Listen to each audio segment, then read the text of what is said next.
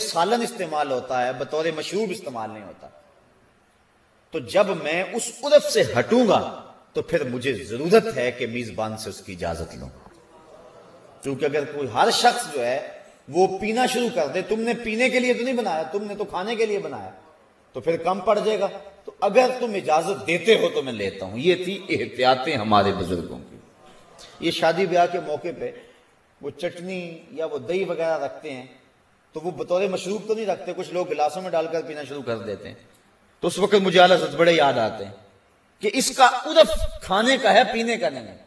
تو جس چیز کا عرف کھانے کا ہو اس کو کھایا جائے، اور جس کا عرف پینے کا ہو اس کو پیا جائے۔ تو اعلیٰ حضرت نے اتنی بھی احتیاط فرمایا کہ اس کا عرف جو ہے وہ کھانے کا ہے، پینے کا نہیں۔ جب میں عرف سے ہٹوں گا تو مجھے الگ سے اجازت دینا پڑے گی۔ یہ احتیاط تھی ہمارے بزرگوں کی رزق کے بارے میں۔ اللہ اکبر۔ دعا کریں اللہ ہمیں رزق حلال کھانے کمانے کی توفیق عطا فرمائے، اور حرام کے ایک لقمے سے بھی اللہ تعالی ہم سب کو محفوظ فرمائے۔ اللہ کے محبوب علیہ السلام نے جہاں ہمیں رزق حلال کھانے کی ترغیب ارشاد فرمائی، وہاں زبان کو سچ اور صداقت کا علم بردار رکھنے کی ترغیب دی کہ تمہاری زبان سچ کے علاوہ کچھ نہ بولے۔ بلکہ حضور علیہ السلام نے فرمایا کہ الصدق ینجی والکذب یہلک، صدق نجات دیتا ہے اور کذب بندے کو ہلاک کر دیتا ہے۔ یہ زبان کی آفت ہے کہ زبان کے اوپر جھوٹ آ جائے۔ ایک روایت میں صحابہ نے حضور سے پوچھا کہ حضور مسلمان بخیل ہو سکتا ہے؟ فرمایا نہیں، مسلمان بخیل نہیں ہوتا، وہ سخی ہوتا ہے۔ لیکن فرمایا ہو سکتا ہے کبھی اس سے بخل بھی ہو جائے۔ اس طرح پوچھا کہ مسلمان بہادر ہوتا ہے؟ فرمایا ہاں بہادر ہوتا ہے، لیکن ہو سکتا ہے کبھی اس سے بزدلی بھی ہو جائے۔ عرض کی حضور کیا مومن جھوٹا ہو سکتا ہے؟ فرمایا جھوٹا نہیں ہو سکتا، یہ پکی بات ہے، مومن جھوٹا نہیں ہو سکتا۔ میں امام غزالی کے حوالے سے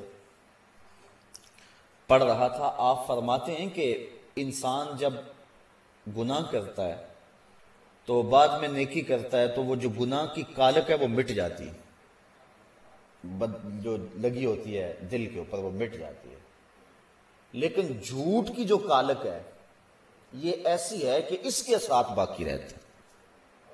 تو جو شخص جھوٹ بولتا رہتا ہے ایک وقت آتا ہے اس کا اندر مر جاتا ہے اور اس کے پاس کچھ نہیں رہتا۔ شریعت اسلامیہ کے اندر جھوٹ کی سخت مذمت کی گئی ہے اور سچ کی ترغیب دی گئی اور حکم دیا گیا کہ تمہاری زبان سے سچ کے علاوہ کچھ اور نہ نکلے۔ بلکہ ارشاد فرمایا گیا الصدق طمانیۃ والکذب ریبہ، سچ طمانیت ہے، سکون ہے، اور جو جھوٹ ہے وہ ریب ہے، وہ تشکیک ہے۔ انسان کو جھوٹ بول کر سکون نہیں ملتا، بچ بھی جائے جھوٹ بول کر سکون نہیں ہوتا، اور سچ بول کر پھنس بھی جائے پھر بھی سکون ملتا اس کو۔ اگر کوئی غلطی ہو گئی، کوتاہی ہوگی، کسی نے پوچھا تو صاف کہہ دیا ہاں مجھ سے ہو گئی، سچ کہہ دیا تو اس سے طبیعت میں تسکین ہوگی۔ اس کی سزا بھی تمہیں مل سکتی ہے لیکن طبیعت سکون ہوگی، من مطمئن ہوگا، اندر اگر اطمینان ہو گیا تو اور کیا چاہیے۔ اور اگر جھوٹ بول کر آپ سودا بیچ بھی لیتے ہیں، اور جھوٹ بول کر اگر آپ جو ہے وہ اپنی زندگی کے کسی معاملے کو بظاہر نکھار بھی لیتے ہیں، کسی سے کوئی فائدہ بھی اٹھا لیتے ہیں، لیکن اندر جو ہے وہ پریشانی رہے گی۔ تو الصدق طمانیۃ والکذب ریبہ۔ اور ایک حدیث میں حضور نبی رحمت صلی اللہ علیہ وسلم نے ارشاد فرمایا ثلاثۃ نفر لا یکلمہم اللہ تعالی یوم القیامہ ولا ینظر الیہم، فرمایا 3 اشخاص ایسے ہیں کہ قیامت کے دن اللہ نہ ان سے کلام کرے گا نہ ان کی طرف نظر رحمت سے دیکھے گا۔ وہ 3 شخص کون ہیں؟ المنان بعطیۃ والمنفق سلعته بالحلف الفاجر والمسبل ازارہ، ایک وہ شخص کہ جو دے کر جتلاتا ہے، کسی کو کچھ دے دیا اور اس کے بعد جتلایا کہ میں نے تجھ کو یہ دیا تھا. اور دوسرا وہ شخص جس نے خرچ کیا لیکن اس مال سے خرچ کیا جو جھوٹی قسمیں اٹھا کر کمایا تھا، جھوٹی قسمیں اٹھا کر کمانے والے مال سے خرچ کیا. اور تیسرا وہ شخص جو تکبر کی وجہ سے اپنے تہبند یا شلوار کو ٹخنوں کے نیچے لٹکاتا ہے. اور حضور نے فرمایا کہ جو جتنی جگہ انسان کا لباس ڈھانپے گا ٹخنوں کے نیچے، اتنی جگہ کل قیامت کے دن جہنم کی آگ میں جلائی جائے گی. تو اپنے تہبند کو، اپنی شلوار وغیرہ کو جو ہے وہ اپنے ٹخنوں سے اوپر رکھنے کا حکم دیا گیا ہے. بلکہ حضور کبھی اتنی اونچی کر لیتے تھے کہ پنڈلیوں کی سفیدی اس کی چمک سے آبا کو نظر آیا کرتی تھی. اللہ اکبر.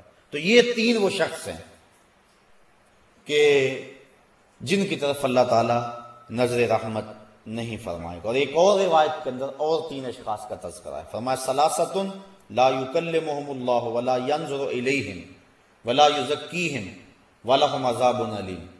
تین شخص ایسے ہیں کہ نہ تو اللہ تعالیٰ ان سے کلام کرے گا، نہ ان کی طرف نظر رحمت کرے گا، اور نہ ہی ان کو پاک کرے گا، اور ان کے لیے عذاب بھی دردناک ہوگا. وہ تین شخص کون ہیں؟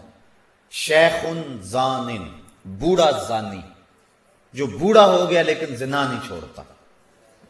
ہڈیاں کمبن گوڈے کھڑکن تے اڑ گیا لک تیرا، اجے بھی بدیوں باز نہ آئوں جیو مدد دلیرا. وہ مالکن کذاب، اور ایک جھوٹا بادشاہ، حکمران ہو جھوٹ بولتا ہو. وہ عائل مستکبر، اور تیسرا غریب آدمی ہو لیکن تکبر کرتا. یہ تین وہ شخص ایسے ہیں کہ قیامت کے دن اللہ تعالیٰ ان کی طرف نہ دیکھے گا، نہ کلام کرے گا، نہ ان کو پاک کرے گا. حضرت نبی رحمت صلی اللہ علیہ وسلم نے ارشاد فرمایا اربعن اذا کن فیک لا یضرک ما فاتک من الدنیا. اگر تیرے پاس چار چیزیں ہیں تو دنیا کی کوئی شے بھی تیرے پاس نہیں ہے تو پریشان نہ ہو.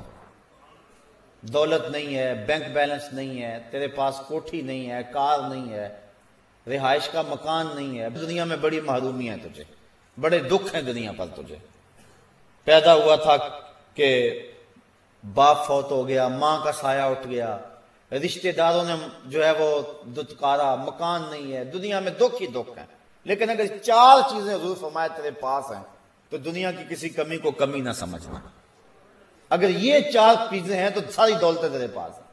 اور اگر یہ چار نہیں ہیں تو چاہے تو دنیا کا امیر ترین شخص کیوں نہ ہو، دنیا کے اقتدار کی مسند کے اوپر کیوں نہ بیٹھا ہو، تیرے پاس کچھ بھی نہیں ہے اگر یہ چار نہیں ہیں. وہ چار چیزیں کون سی ہیں؟ صدق الحدیث، ایک وہ جس کی زبان کو سچ نصیب ہے. اگر تجھے بات کا سچ مل گیا تو اتنی بڑی دولت ہے کوئی دولت